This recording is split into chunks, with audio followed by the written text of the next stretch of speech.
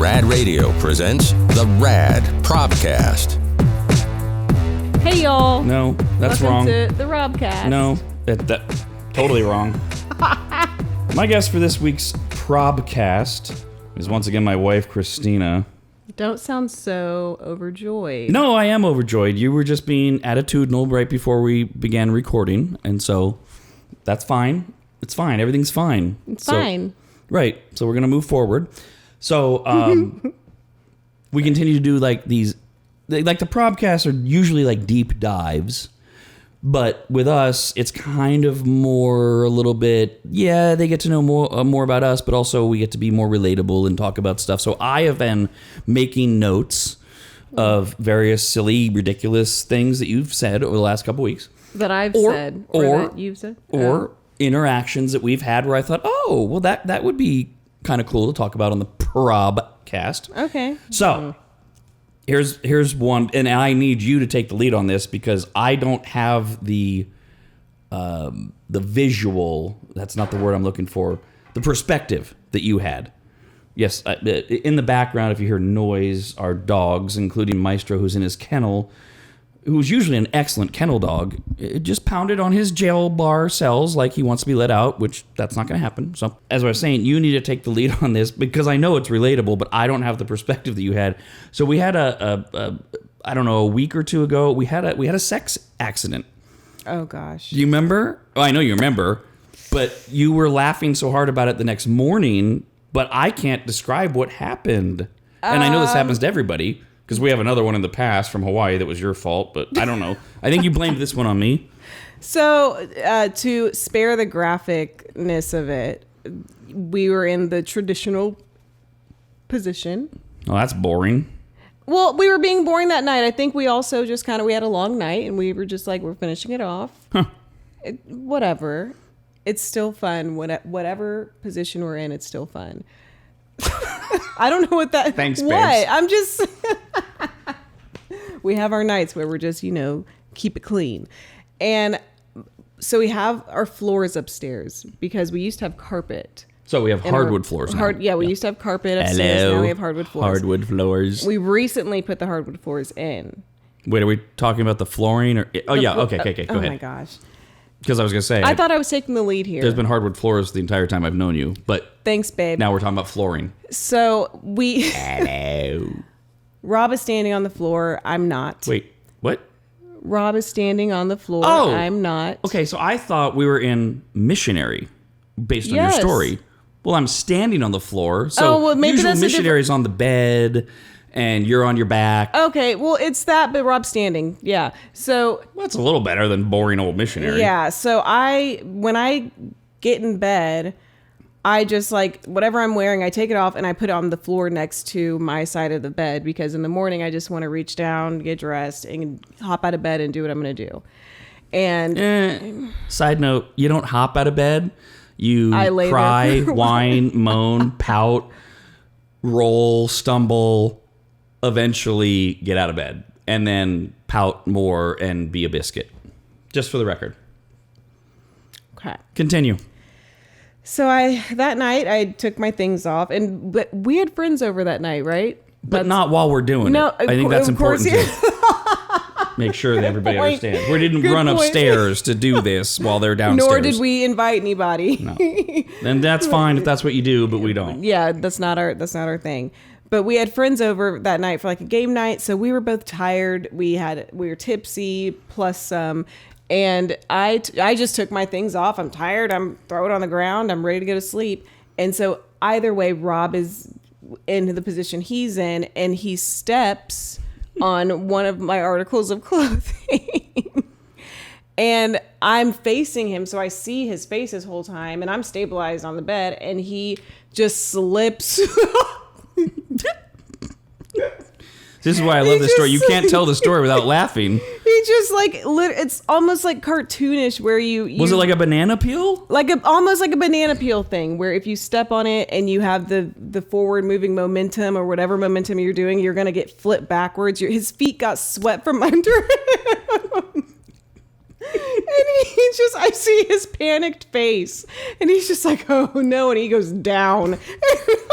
So I like fall back like the proverbial action hero falling off the top of a building. Like almost like falling back in the V position where your feet fall over your head thing. And I'm like, oh no, thinking he's going to stay down there. He pops back up and he's like, it's fine. He just wants to start back where we left off.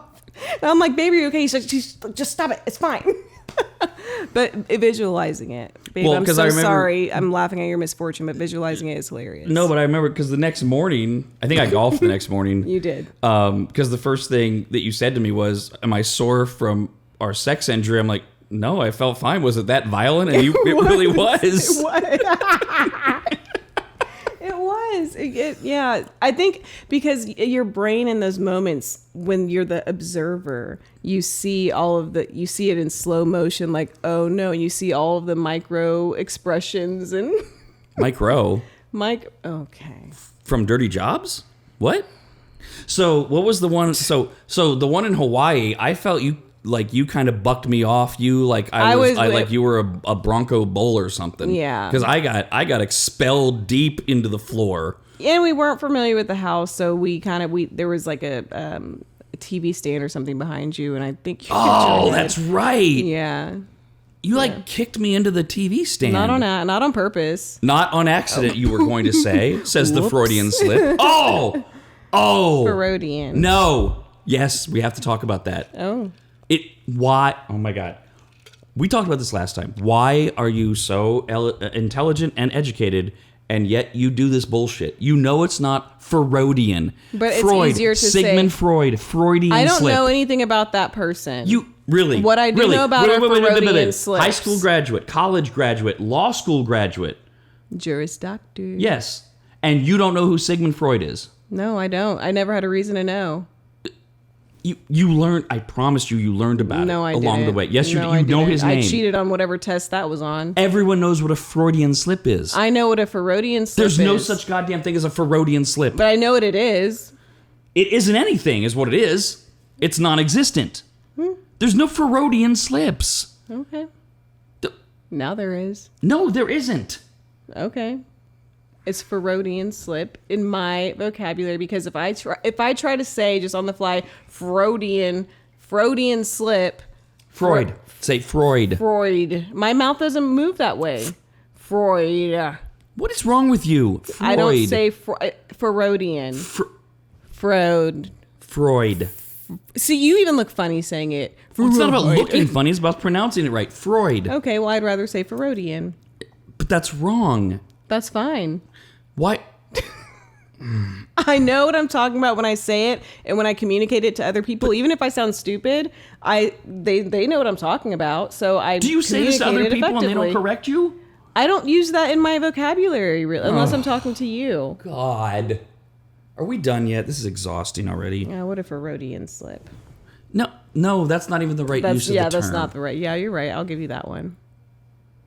So I believe it was one of the mornings after the sex incident, because we did this weird thing where we had a few nights of really late night sex during the week, which is not necessarily, quote, normal for us because of our different schedules, and I'm asleep at 11:30 when you may be coming to bed, and et cetera, et cetera. So there was one morning where I didn't have a lot of sleep, and I wound up being late to get to the studio, and I texted you once I got to the studio to ask if I had broken the Williams family land speed record in the Corvette.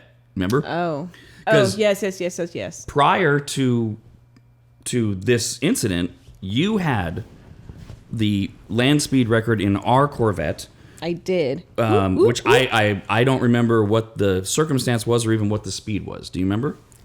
So I do remember. Someone was like, you know, when people come up to you, they pace you on the freeway because they want to race you, or they want to say hi. Because I never know what it is in the Corvette. If I'm in my car, I don't. It's just someone being an asshole, because I don't have the obnoxious car that you drive on the daily. So when I do drive the Corvette, I know that if someone is pacing me, it's either a listener trying to wave, it's someone trying to take a video or a picture.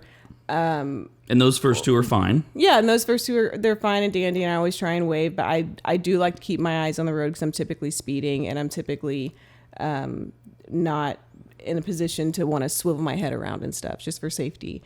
Or I'm dancing. That's the main reason. I'm dancing and singing to whatever song that I'm blasting. I'm an in-car dancer. I always have in-car concerts. And so anyway, this time I was coming home from brunch, and someone pulled up beside me and gave me like the thumbs up to the car, and I was like, oh yeah, thanks. And I think they were in a Camaro. Oh, of course. I think they're in a Camaro. Mustangs, Camaros, Challengers, Chargers. But they were pacing me, and I'm like, okay, hi, bye. And you could tell that the person wanted to, like vroom, vroom, vroom, and there's open road, and I'm also like, fine. I haven't really, pedaled to the metal in the Corvette. And so I was like, I checked it out. I made sure I was safe, and I just gunned it for like a second or two. And I got up to whatever. I think at that point it was like 100 or 100 something. And then, hold on, excuse me, I'm not done with my story. I don't know what that face is for. 100 something. I'm sorry, I don't just cruise at 100 like you. Yeah. For the record, and we have a record, I didn't say a goddamn thing. Your face said it all. Okay. And anyway, so he did his vroom, vroom, vroom, and I was like, okay, whatever. You can vroom, vroom, vroom. Did he keep up with you? Or catch up to you? Because no, it's like we took turns. It's like we took turns. It's not because I'm not going to ever race someone side to side. I think, to me, I'm not comfortable with it. I think it's a little dangerous because I don't know if they know how to keep control of their vehicle. Fuck them. It's whether or not you know how to keep control of your vehicle. No, I know. And if they don't keep control of their vehicle, they're coming at my vehicle and spinning me off the road. So hell no. That's why you go faster. And leave the destruction in your rearview mirror. Okay. You're right, but no. Everyone has their comfort zone. So at this point in time... Yes, that's right. We're advocating for street racing on this pROBcast episode. Don't do that. It's not safe. This was quite illegal. I just didn't get caught. And so it was my turn to go again, and I was like, all right, I kind of just want to like do a finishing. Okay, we're done. Leave me alone. I want to drive safely now to get home, and I don't want to get a ticket for felony speeding. Not going to look good for the California State Bar. And so I gunned it for a little bit longer than however many seconds. And once I took my foot off the pedal, it was at 138, 128. What was it? Because you always misquote it. You said like 140. It was 138 because when I took my foot off. Okay. That's right. Yeah. When I took I'm trying to remember because you told me. I'm trying not to think of your story that you told me on Vox. But 138 was what I got it up to. But that was when I took my foot off, so I'm sure it was faster. But we're going with 138 as your recorded time. 138 is my recorded time. 142 was your recorded time. Which I think you said you did the math. That's why. Because you said you did the math of me taking my foot off the gas and then looking down. Because I'm not looking at my speedometer when I'm gunning it. Like I'm looking at the road. Right. I'm scanning the road. And so once I took my foot off of the gas, it went down to 138 because it's a digital, for people that don't know what the dash, because some people have the thingy, the needle speedometer, yes, instead of the digital speedometer. Yes, we have the digital speedometer. I'm just trying to give the visual, Mr. Radio Man. So the morning that I was referring to, I was late and I needed to get to the studio as quickly as I could to make up for the lost time of the lack of sleep that I got because you pretty much molested me late at night. So I hit the freeway at 100, and I was planning on going 100 the entire time, perfect cruising speed, and I got behind some fucking ass in the left lane, far left lane. It's 4 a.m. There's nobody on the road. There's no reason to not get over, and because it's dark, headlights, you can't not see, right? Yeah. And I was so irritated that I was dropping down to like 85, 80 miles an hour. There's no reason you can't get over that. I just went over to the center lane, punched it, and just decided to punch it as far as I felt possible. And because I'm a trained driver, I'm able to both watch the road and the speedometer. I noticed that my maximum speed, I got to 148 and I was fine. I mean, the amazing thing is, because we do drive the car, is that car feels exceptionally safe at 150 miles an hour. It does. It's like, we could do this all day, but there's other people on the road, and so I was catching up to them fast. And of course, the only thing on the road with me at 4 a.m. are semi-trucks, construction workers, and drunks. Yep. So as I'm coming up to one of the last two categories, because the semi-truckers are still pretty good about being the two right lanes, I'm like, okay, I got to let off, and it was 148. Oh, wow. And so, which well, I bravo, think, babe. Other than the racetrack, that's the fastest I've been on a highway, on a land road in the Corvette. Because when I had my very first Corvette in Seattle, I think it was 135 I hit over the bridge. But yeah, 148 was pretty moving. But it didn't feel like it. It doesn't at all. You feel like you're floating. And then for me, and this is an overstatement, but it's still I still feel this way a little bit. Going slower in the Corvette is almost more anxious. It makes me more anxious than going faster. Yeah, because it feels like, okay, I feel like something's off, something's about to happen, someone's doing something stupid. And that's probably why, because the circumstances of going slower in the Corvette is typically because you're trying to avoid idiots or someone swerving, doing something stupid, or you're in traffic. So yeah, good job, babe. You beat me, but keep an eye out. I'm coming for it. You got plenty I'm coming of time for the title. Did I tell you about the Dick Blank the other day going to the studio in his 4-door sedan, who had no business thinking that I was racing him, but took it personally that I was going around him? Oh, that you went around him. Yes, you told me that. Yes. God. And again, he doesn't even, it's not, because a lot of times when you're in the sports car mode, people see that as a trigger, like, oh, this guy's an asshole. It's dark. It's 4 a.m. Yeah. But so it's a 2-lane exit, and the far right lane is where I went because he was in the left exit lane, and he was going, 85, and I didn't want to. So I got in the far right lane, and I punched it, and you could see it was almost like the Fred Flintstone thing. His feet hit the ground. He started, and I'm like, is this guy? Because I wasn't trying to race him. I was just trying to pass him, and he starts to creep up on me. And people get so mad. What is his? And then you could tell he floored it. I think I almost heard his Acura or whatever it was go. And I was like, okay. Start smoking. But the way the exit is I went to the right lane to pass him and then not cut him off, but get in front of him because I need to be, because it's one of those exits where the right lane goes where I don't want to go. Right. The left lane's where I want to go. And he's in the left lane, so when he's... I'm like, okay, I'm running out of road, so I had to floor it, which, leave him in the dust, get over to left lane, no problem, and then slow down, because I've got a light that I have to hit. This dick is still... chugging along. I'm pretty sure he blew a fan belt or whatever the hell you blow doing that, because his car cannot be in the same condition. He decides to not only try to ride my ass, but also he gets halfway to the to the center of the Corvette. I think I told you, it was like he thought he might do a pit maneuver on me, which is something, police do that to where you hit the back bumper and you spin the car around, because he was not only splitting the difference of the width of the Corvette, he was on my ass, and I'm like, what is this guy doing? So I gave a non-threatening brake check. The lights went on, but I didn't slow down. Mm-hmm. I hit my light, which was green, and turned right, and he did whatever he did. He never followed her. I'm like, what is that guy's deal? I've noticed this more and more on the road, where people are being very spiteful on the road. And I don't know if it's because everyone's pissed off, the year and a half we've had. It's just... everyone on the road is, one, driving extremely fast, which I know you guys have talked about on the main show. And most don't have any business doing so. Correct. And they're not paying attention, which that's nothing new, but they're also just angry. They're angry on the road. And so for me, that's kind of why I like having the Corvette, because as you've explained, which I understood it, but I didn't really experience it when we had the older Corvette that was a manual, because I don't know how to drive a manual. Well, you do, but you don't. I do, but I don't. Learned in I Afghanistan. learned in Afghanistan, but it was not on a Corvette with that tight-ass clutch.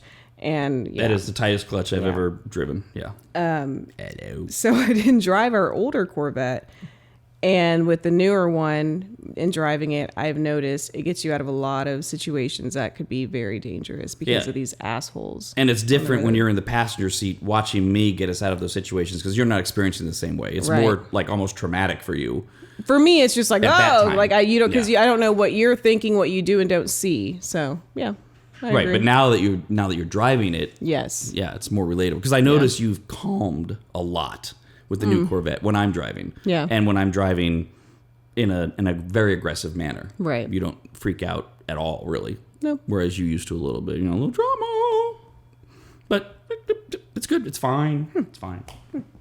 Everything's fine. That's an interesting observation, though, about people being so, quote, angry on the roads. And I wonder how much of it is because you and I have spent the last, give or take, 7 months living life as it's supposed to be lived to the best of our ability. There were no concerts to go to, but we were attending and hosting super spreader events. And, right. I don't remember at what point you joined me in the we're just not going to wear masks unless we absolutely have to get a meal or because we support this business thing. But we've never even seen any of that pent-up anger, COVID-related anger when we've been out in public. And I wonder how much of what you're observing is people who are so pissed off in both directions about everything over the last 15 months that have no outlet or no courage or no way to express that anger, and so they do it on the road. Because you're right, people are driving angry. So what I think it is, and I thought about this because I'm driving to an area I don't typically go to now, and I've noticed a lot of it's just abnormally fast cars on surface roads, and they're not nice about it. It's not like, I don't know. It's just you get there. It's a weird aggressive driving, but not in the aggressive driving way. I think people feel very protected being in a giant steel bubble, and like you said, they have this pent up aggression. They can't take it out in person, or they're not confident enough to do it, or they just don't want that conflict. They're not that type of person. But when they're in this steel bubble where they feel invincible, which, ladies and gentlemen, you're not, they just take it out. They take advantage of the situation, if that makes sense. I think it's just a false sense of security, and people are really they're using it to the fullest extent. Kyle made that observation at some point in the last couple weeks we were talking about road rage. And, Kyle, we're going to do a whole pROBcast on Kyle at some point. But his observations are sometimes like wildly simplistically brilliant. And he basically said, talking about road rage, is it just because people feel so safe in their insulated cylinders? He didn't use that term that you just used. Yeah. And I thought, that's exactly what it is. And oh, yeah, because we were talking about that terribly awful story about a kid that got shot in Southern California because mom flipped off a driver and it was the wrong driver and the driver had a gun and pretty soon, bing, bang, boom, awful, terrible thing. And that's why I thought Kyle's analogy or observation was so smart is you don't think when you just throw up a middle finger, it's like, yeah, okay, I'm just letting off steam. But some dip blank has a gun for whatever reason in his center console, and that's it. And that might be their last straw, the middle finger. Yeah. You never know what it's not you don't know what someone's dealing with. You don't like a kindness thing. It's you don't know how nuts this person is or where they are in their life, and just don't even test it. You don't want to be the last thing you don't want to be the straw that broke the camel's back. Yeah, that's the one time I've gotten the saying right. In personal interaction, you can almost see that in a person. It's like, right. Whoa, this gal is untethered. Yeah. I'm going to back away. In cars, you have no idea. Right, yeah, none. So on the other end of the spectrum are, of course, our listeners. And you and I have been spending a lot of time lately at Pottery World, one of our newest radvertisers and partners. Pottery World. Yes, I know, and so does our bank account. I'm going to live there. Well, yes, you are, because we're getting way too much stuff from them. But that's for another time. We'll probably do videos and pictures of how we're literally like throwing out all of our furniture to replace it. Buy couch. Buy coffee table. The couch? Buy everything. I know the coffee table's going. The couch? Everything's going. Okay, Everything the must couch go. is 3 years old. Put a sign on the house that says everything must go. The couch? Or just flip fuzz in the air. We've spent a couple days having lunch and then walking around Pottery World, and we have been inundated with fans. Yeah. And people coming up who are they're fantastic. They're amazing. Yeah, they're very sweet, very gracious. There's a pleasure to talk to. And they're almost apologetic either in the moment or after the fact, right? They'll send in these emails like, "Oh, I was so sorry." Don't be sorry. That's not necessary. Like, I'm sorry if I'm awkward or if I talk too much, because if you come up to me, I'm going to talk your ear off.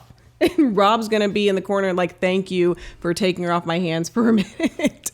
So please don't ever hesitate. Yeah, that's mostly accurate. But somewhere in that vortex, I think it was between the Pottery World posts that we did on Instagram and then talking about on the air, and something else in that same time frame, which was the last couple weeks. A very good friend, who we won't name, I'm sorry, I didn't mean that like, I mean, Christina, you know who the person is, asked me about you getting creeped on by listeners. Because this particular friend happens to have a very attractive wife and is socially media active and is getting concerned about how she gets more socially media active, and she's starting to get some feels that are not safe or comfortable. And I texted him back at length, and I gave him some hard love. I said, well, she's got to be cognizant of what she's posting if you're concerned about this. It's not that you shouldn't be allowed to post very sexy pictures on social media, but if you do, you're going to attract a certain element. Right. And you either have to be okay with that or not do that. And when you say very sexy photos, it's not like I'm posting like you mean like... No, I'm talking about you. I'm talking about his person. Okay. I don't think, to my recollection, I don't think, for example, you've ever posted a bikini photo of yourself. No, there might be some from us in Hawaii, but nothing like I'm not doing... But like from like our pictures, not but right. Yeah, no, you're right. And again, there would be nothing wrong if we did. Right. We posted a photo weeks ago of you helping me wash the Corvette, which I guess some people could claim was quote provocative because you were in shorts and I was shooting you top. An attitudinal look, like get over here and help me. And when we posted that picture, I don't think we had any delusions over the fact that somebody might say something stupid.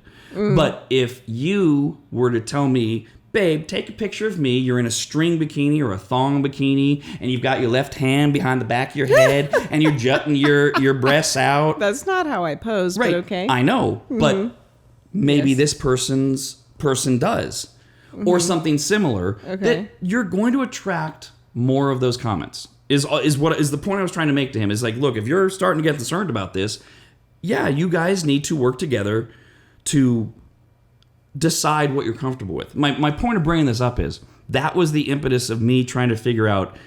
I know you remember last year we got that stupid email from listener Caleb, who we've never heard from again. Oh, that guy. You went out on a girls' day on a boat. Yes. Folsom Lake, and you posted a picture of you and one of your friends who you're both in bikinis or bathing suits, not bikinis, and he wrote some stupid email about what was it? How do you allow me to go out on a boat where, a bunch of guys are gawking at us and with a bunch of this Caleb dude, basically asserted that my friends and I were hopping from boat to boat and saying... Because he was there, right? Or he claimed to be there. No, he wasn't there. No, he just said, how do you allow... I saw a picture of Christina and her friends on a boat. How do you allow her to go out with these single women and also go roller skating in shorts? Everyone's gawking at her. And I'm sure you know that they were hopping from boat to boat with guys on from every guy's boat. You know what I mean? Like when people tie up. We didn't tie up that day. And if we did, it would have been fine. No, but I remember, did I set him up for that, or did he just come to all that himself? Because I remember on that day you told me the story. There was a boat of guys that were all thirsty. There were several boats that started to surround our boat, but not just like we were all just riding together as a boat group, and with the courtesy that you do with the distance, and it wasn't as if everyone was tied up, and so I think people know it. Is that a common term? Because like when you tie up in Texas, in boats? We do tie up. Yeah, in boat. Okay, that just means when you park your boat in the water, you all tie up and people hop from boat to boat. That's not what we were doing, but people were just kind of like, "Hey, how are you doing?" Waving, things like that. Yeah, and I'm trying to figure out did I tell him? Did I say that story on the air, or he just he just presumed all of it? It was a cold contact, basically. Cold contact letter where he saw the picture I posted, and he also obviously saw my roller skating videos that I post, or roller skating pictures I post with my friends, and just had this summary in his head of how I present myself in public and how you shouldn't be okay with it as my husband. Because it's usually 4 to 6 or 7 very attractive 30-ish year old women that may be, because it's very hot out, wearing shorts and halter tops, tank tops, and they're roller skating, and somehow that combination equals slut. I don't know. Equals us being disrespectful to our significant others because we don't want to pass out on the streets of Sacramento from overheating by wearing a sweatsuit of some sort while we're roller skating or while we're on a boat.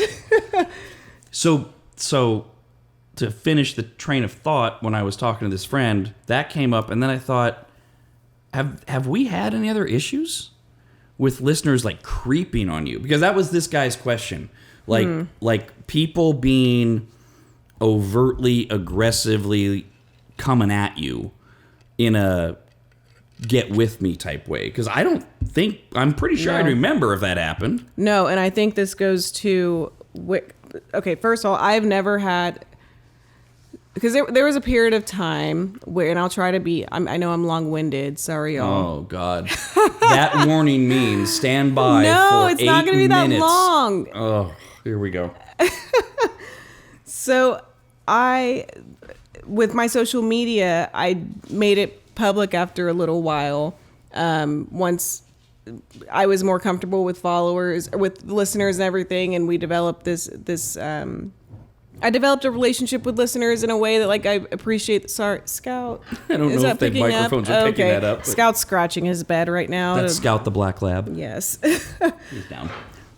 But yeah, so I opened up I made my Instagram public, and I started getting floods of listeners because things would come up, like stories you would tell where you'd have to reference like my page, and I was like, oh well, this is whatever.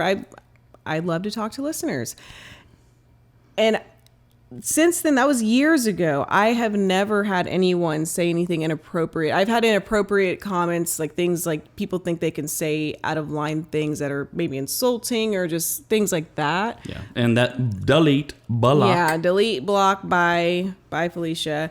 They are rare, though. We do want to point out how rare that is. It is very rare. It's rare. It's rare, and like I said, I love communicating with all the listeners and everyone in general. I mean, I try to keep everything lighthearted on social media in general. But I have not ever gotten any type of like hitting on me thing, and I think it's because you mentioned a while ago to me personally, this wasn't on the air or anything, that there's just this level of respect that people have for our relationship, and that's something that we've built, and it just comes with who we are and how we present ourselves as a couple. And I think that's just a shield of protection from people thinking that they can even try that. And that's why I tried to set this up without leading you into the answer, because that's exactly what I told this friend. I'm like, the other issue, dude, is you're not a public figure who has this ability to tell the story. Right. And I did also offer some suggestions about them telling their story as a couple better, because they don't have a radio show with 1 million listeners. Mm-hmm. So you got to online. Mm-hmm. And the reason I bring this up is I hope it's helpful to people who are going through the same thing. You know, if you're going to be on social media, you've got to make sure you're presenting the right story, which a few days before we recorded this pROBcast, we posted pictures of us being out on a date night and everything. And we got all of these wonderful, very glowing, great comments. And one of the things I noticed was multiple people commented specifically about, I always, and I don't know if you do this either, I don't pay attention to everything, you know, the hashtags, and I know you make fun of me for all the hashtags and stuff, but I always hashtag us when we're together as best friends. And multiple people, mainly women, commented, oh my God, it's so great that you always hashtag. And I'm like, that's it. You've got to We're best always. friends. Yes. And one of our partners in Radvertisers you haven't met yet, Shelby Elias from financewithshelby.com, he and his wife are really good about this. Yeah. They present this image online of like, this is it. You ain't getting through this. Yeah. And you've got to do that if you're concerned about, Right. you know, this. You have to have a united front. And Even if it's a bunch of bullshit in the background. Yeah, and luckily for us, it's not bullshit yet. Some days. I mean, there are days where he is a biscuit. What? And, No. I just survive. But, I think it's a lot. I think social media went down a road where, or some people took it down a road where they would post their negativity and their ominous quotes of, oh, you'll never get anything better than me, and then you post a picture of you on a date night 2 days later or something. It's like you are now creating that Swiss cheese hole in your relationship. And I say that social media and the way you interact on social media is like the way you interact in your life. You teach people how to treat you. So on social media, you need to teach people how to interact with you. And if you put out negativity, you're going to get negativity. Well, and one of the things I don't get is you and I have, and we talk about this on the air, you and I have this rock solid rule. If there is something that is annoying the hell out of us about each other, you don't talk about that to other people. I mean, annoy is wrong. Talk about annoyances. But I mean, if we're mad at each other, if there's a serious thing, you don't run outside of the marriage. Yeah. And you see people do this on social media all the time. I don't get it. I feel like, and it's like, you didn't delete that after 12 hours when you woke up and saw that you posted that. You didn't go, oh shit, oh my gosh. What are you doing? It gives me the heebie-jeebies. I've never understood it. It doesn't make sense to me for grown-ass adults to be doing that in a marriage. It grosses me out. In a 3-year significant other relationship. Yeah, marriage, right? Relationships, anything, even friendships. When people have things go wrong in a friendship, and you post all this random stuff, Facebook rants, Instagram rants, whatever, canceled. It's canceled. We are now canceling it, people. So you referred earlier, because you couldn't help yourself, to you are now a Juris Doctorate. I am. So you're a law school graduate. I am, yes. Congrats. Way to go. Thanks, Boo Bears. And then, so the next step is, I know, so you can Google what this is. I just spit on myself. It's okay. Oh, hello. That's hot. My straw actually spit on me. Okay, sorry. The next step is... You lubing up? Go on, Mr. Professional. So people can Google what an externship is, which is a specific to the legal profession thing that's kind of like sort of a residency for a doctor, we'll say, but not really.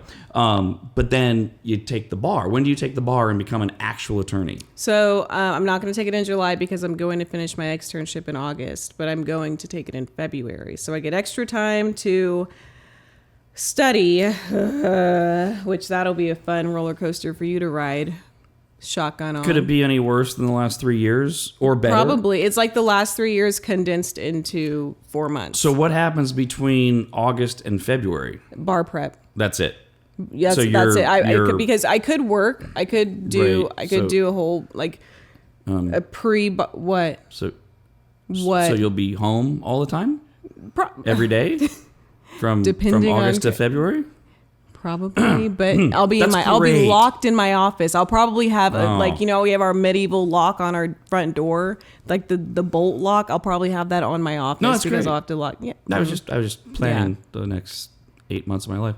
Okay, see. So yes, bar prep. Why so? Wait. Why so long? Did they only offer the bar? They only offer it twice. Dumb. Last year they offered it in October because of COVID. I don't know why they chose not to do that now.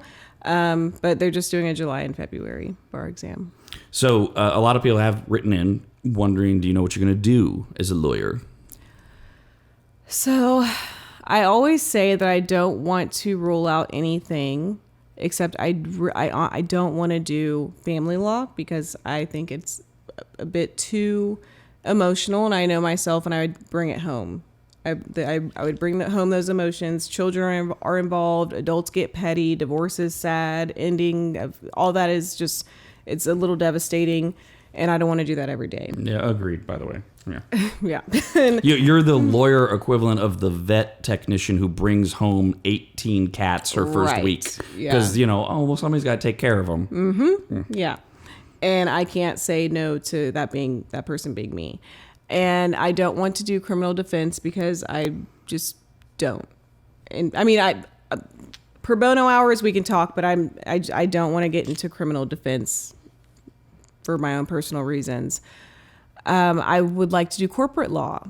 Right now, with my externship, I'm working with a firm that does franchising and all of that stuff. But in business law, employment law on the employer side. So everybody, when they hear that, because I think I've mentioned that a couple times on the air, they just assume, oh, you're going to become Rob's attorney. That's not what this is about. No, because I don't feel like dealing with... position's filled. And I also don't feel like dealing with all of the waivers I'd have to do for conflict of interest. Good point. So I, for reasons of my own sanity and to save my marriage, no, I'm not going to be Rob's attorney. I might, chit-chat with him, but... Yeah, you already do that. But I brought this up for a specific reason, because we actually have our first pROBcast email. Oh! That's The hell was that? It was like a drum roll theme song thing, because we don't have a ding dong, so we have a... Which is ironic, because that's actually the exact noise that is made in National Lampoon's Christmas Vacation for the drum roll, which is one of the greatest holiday movies of all time that you don't like because you have problems. That's one where the turkey blows up? Yes. I don't need that in my life. It's a stunningly It actually wasn't bad. I funny thought movie. we watched it and I thought I liked it. You tolerate it for me. You actually liked it the second time more than the first time. Okay, so maybe the second time. Okay. Anyways. Well, what was that? What? nothing. No, by all means. Go ahead. What? I heard... Did you call me a goat head? Go ahead. So, Jennifer wrote in talking about how Hi, much... Jennifer. Jesus. She loves the pROBcast. We love you too. The pROBcast or which one? The pROBcast. She did it right there. Oh, no, the There's a P. ROBcast. No. I think that's a typo. No, it's not, because it's the friggin' No, the ROBcast. It's a problem. Babe, That's we called did a this PROBcast. last time. We're not going to do this again. We can't do this every time you're on, or you can't be on anymore. Oh, we'll see. We'll see about that. Go ahead. Hi, Jennifer. And she has an interesting legal question. Oh gosh, I probably won't be able to answer it, but we'll see. It's interesting. And a lot of times you and I have these conversations and work them out together. So she's talking about, of course, COVID. Ugh. So she says the CDC has already decreed that the vaccinated no longer need masks, which is true. So she says there's no longer a national public health reason to wear a mask. The remaining hurdle is local government mandates. For example, obviously California and a few other states. In California, the golden date is June 15th. Somehow COVID won't get us on June 14th at 11 p.m. Yeah. And on June 15th, we'll all be good. We're all safe. It's yeah. amazing. You It's can go really outside. what science that is. But I digress. So she says there will no longer be a legal reason to wear masks either at that point. So my question is this: on what grounds can business require you to wear masks? Her example is a business can't say, we only serve those in high-heeled shoes, glitter lipstick, black tank tops, or those wearing Joe Biden t-shirts. Or can they? Yeah, they can. This is the crux of my question. If there's not a legal or public health reason, can a business require you to wear a mask? And if they can, how come? Okay, so first and foremost, disclaimer, I am not admitted to the bar. I am not an attorney. This is just an opinion based on This is your just my knowledge. opinion based on what I learned in law school. And next time Kevin's on the main show, ask him. That'd be Kevin Huey, super Kevin attorney. Huey, super attorney, blah, blah, blah. Very good. Thank you. So it's still their private business. But can they do what she said? Because you said, yeah, they can. Can they say we only serve these? Because I don't think you What's can. the difference between, are you asking can they have a rule based on inclusion versus exclusion? See, that's the lawyer in you talking. Well, that's what I'm asking with the question. You threw it down there. I already know what it said. Well, and down there is the floor for those of you that aren't watching.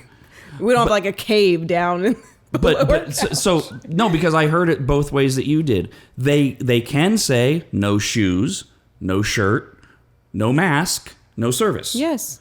But they can't say we only serve you if you're wearing a Joe Biden t-shirt. Can they? Why would Isn't that discriminatory?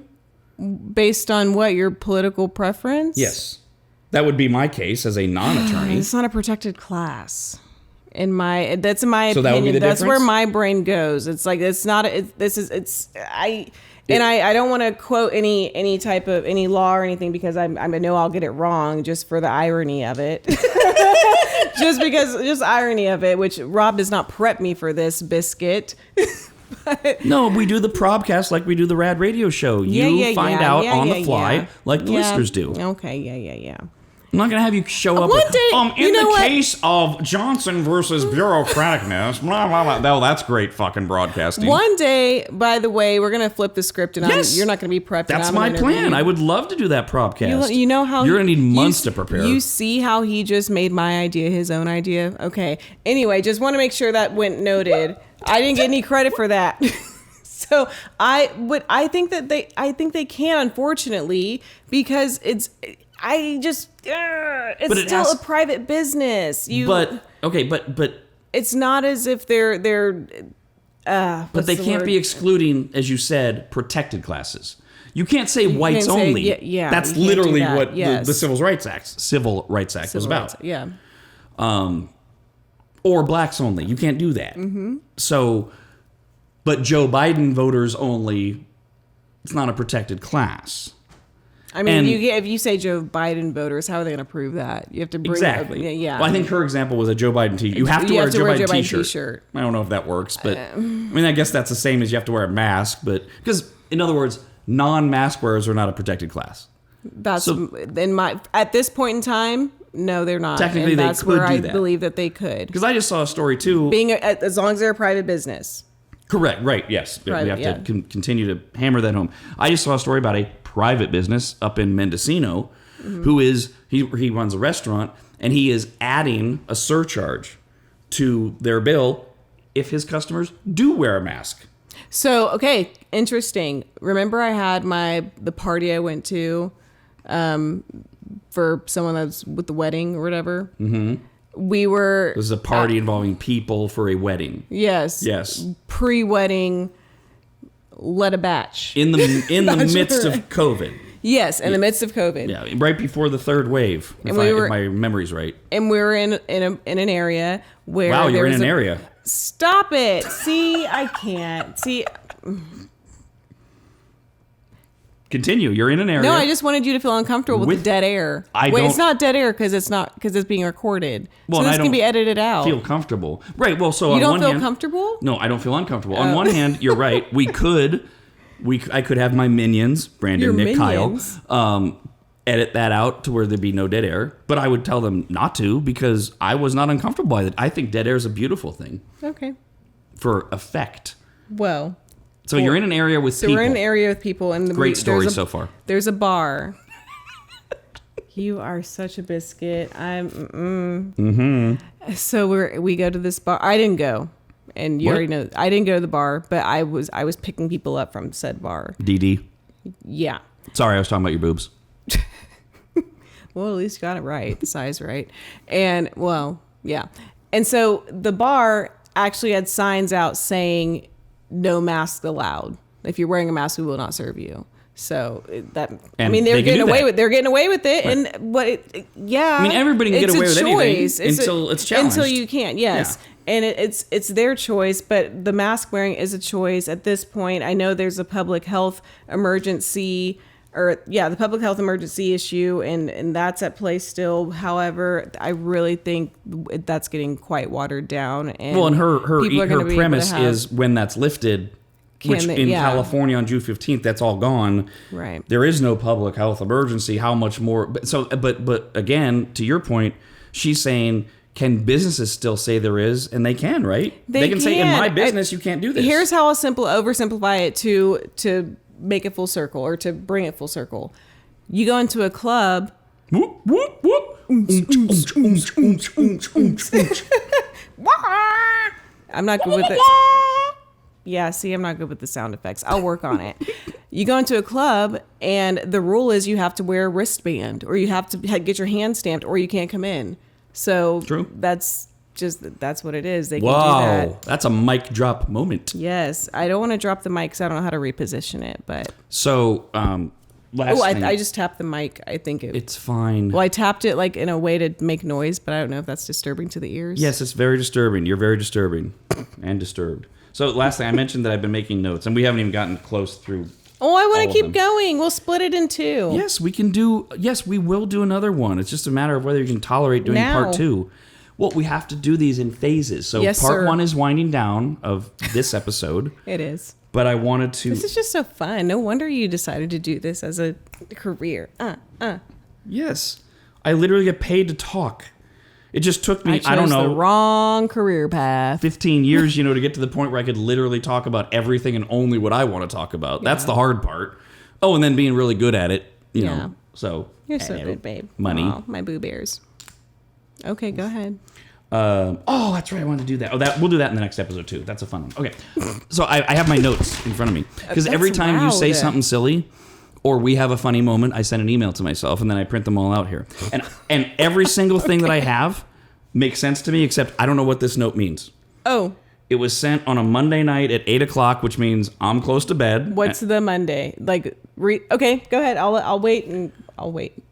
I'm setting this up. If you could just let me. Got it. So I send myself this email. I'm sure I'm 3 Tahoe Blue vodkas in, and I'm about to head to bed. What was that? What? 3. Yeah. Out of 0. It's a Monday. After that. Really, 30. I drink 30 Tahoe Blue vodkas on a weeknight. I'll give it to you on a weekend. No, you don't. I do give it to you on a weekend. Oh, yeah. Babe, set it up. Okay. I have no idea what this note means. Okay. But I sent it under the heading of pROBcast topics. Okay. Christina wants to tell people how to call in and comment. Yes. Okay. All right. Okay. You know what it means. Go for it. Oh, well, no. Okay. So you know how we have like the running joke, and it's not a joke. I'm going to do it. Where one day I will give Queenie a day off. Queenie is a phone screener for RAD Radio, the main show. And so she'll come into the studio, the main studio. She'll come in and she can just she'll be on the air. Yeah, but you're doing phones. But I'll give her a break from the callers. Not that she needs it. The callers are great, I bet. I don't know. But there's some people that call that are not very... They shouldn't call. They should have a friend next to them that says, this is not a good idea. But you just don't do it. And I forget what... Man, and I remember this conversation, but I'm forgetting what I was going to teach them because I didn't think it was a teachable moment. It was more of me saying one day if I come in and I screen the phones, I'd be like, hey, what do you want to say? Oh, you have something bad to say about my husband? Okay, bye. See, I don't remember if this came up again because there was a terrible call, which is every day. Yeah. Because I know there was a time, to your point there was a time where the backup plan, if things weren't going right, I think especially during COVID, was that you actually would be like the third line of defense phone screener. Yes. And I was like, babe, you can't. You use that example. I'm like, you can't do that. I would though. You can't. But I would. It's entertaining when they get on the air and they insult me or they're terrible. So what do you mean? What is this note? I'm trying. I don't want you to tell them how to call in and comment. I love it when they're awful at it. No, because they call and they're like, "Hi, Rob," and then you hear an echo, and it's like, okay, I'm sure the phone screener, who at this point in time is Queenie, told you to turn off your damn radio. Turn off your damn radio. Hi, Rob, and there's a pause. Mm-hmm. Okay, take us off speakerphone. They're told that. But you don't need to give the greeting of the day and then wait for everyone to greet you back. I get it. There's like the bits of like, oh, hi, whoever, and then what's up, whatever y'all do, that thing. Dumb. I hate that.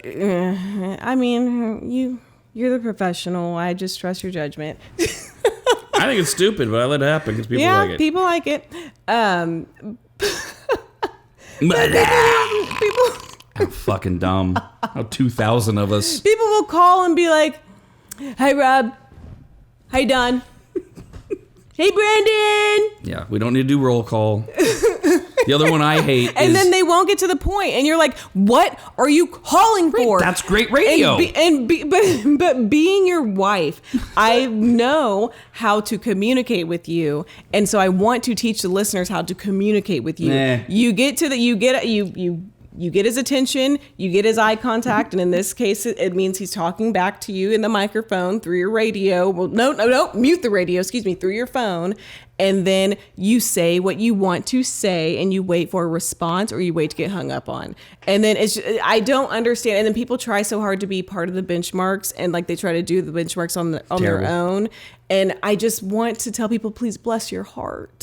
Stop doing it. Bless your heart. The ultimate put down from a Southern woman. Bless your heart. So yeah, that's that. I know there was something else, and I might have a part 2 of this rant. But don't get me started. That'll be for episode 2. The ones that drive me nuts. I mean, and I've exploded on the air over this. Is like it's, "Hey Robert, how you doing? Hey, how you doing? Cool. What's up? Good morning. Good morning, guys. We don't need multiple Love your salutations. show. No, get to the point. God. Yes. Everybody's on borrowed time here. Let's go. And they try to like predict your reactions or something. Like if they say, "Oh, I'm here and I'm driving on Highway 9. Oh yeah, I know, Brandon, you're gonna go, yeah, 9. It's okay, stop. We don't need you to narrate what's going on or what you think is going on. Did you say narrate? Narrate. Narrate. Oh my God. It's not narrate. Freudian. Narrate. Freudian. It's narrate. Freudian. Oh my God. Narrate. You narrate a story. Babe, there's an extra A that you're skipping. No, it's narrate. Narrate. No, oh my God, you're not serious. Narrate. There is not an A between the 2 R's. It's done. Narrate. Narrate. Narrate. No, narrate. Narrate. Narrate. So it's not narrate. Narrate. It's nar. N-A-R. Oh my God. And R. You narrate a story. Narrate. I'm a narrator. I'm a narrator. Oh my God. You're not the bottom number of a goddamn fraction. What? Numerator, denominator. What are you talking about? That That's the top number. Narrator is not a thing. Narrate. Numerator's the Wait, top. narrator is a thing. You narrate. Narrator. No, not narrator. Okay, narrate and We're then done. narrator. Thank you, wife Christina, for being part of this episode of the pROBcast. RADcast. I am your narrator.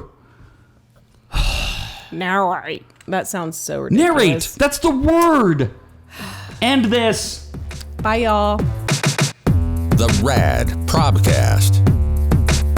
Did you enjoy this episode of the RAD pROBcast? Send an email to rad@radradio.com. A new episode of the pROBcast premieres anytime Rob feels like doing one.